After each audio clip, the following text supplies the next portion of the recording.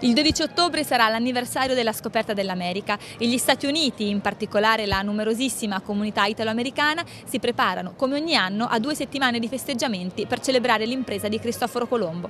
Grazie agli eventi organizzati dalla Columbus Citizens Foundation, organizzazione no profit che finanzia borse di studio per i ragazzi di origine italiana. E se ogni anno 1 o 2 regioni sono chiamate a raccontare l'Italia agli americani e agli italo-americani, al di là di stereotipi e racconti dei nonni, spesso falsati da tempo e memoria, protagonista assoluto di questa edizione è proprio il Veneto. È un ponte ideale quello che oggi unisce Venezia e New York, 2 città diverse eppure entrambe uniche al mondo. È un momento importante per poter presentare il Veneto nel suo complesso, dall'arte alla cultura e, come ho accennato prima nella presentazione che abbiamo fatto insieme col Columbus, unire queste due anime del Veneto che sono il futuro, l'innovazione, la presenza di aziende che operano in tutto il mondo, però legate al passato, alla tradizione, a quello che Venezia è riuscita a costruire in un luogo, se pensiamo, abbandonato, perché la laguna, eppure in un luogo così è riuscita a costruire questa magnificenza che vediamo qua in parte riprodotta per presentarla agli americani. Un mercato che per noi è importante a livello turistico, non solo a livello produttivo,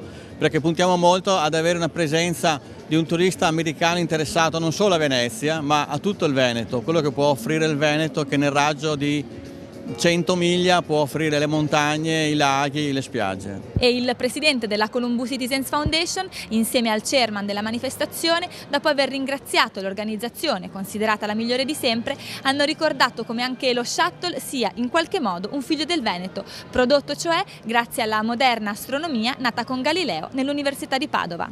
Veneto is one of the icons of Italy. Il Veneto è una delle icone dell'Italia.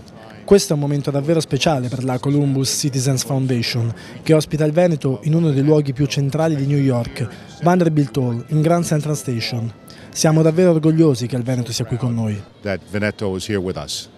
Il Veneto, sponsor principale delle Columbus Celebration 2009, quest'anno a New York non rappresenta solo se stesso, ma anche tutta l'Italia, quell'Italia senza la quale, raccontano orgogliosi i discendenti degli antichi emigranti, oggi New York non potrebbe essere quella che conosciamo.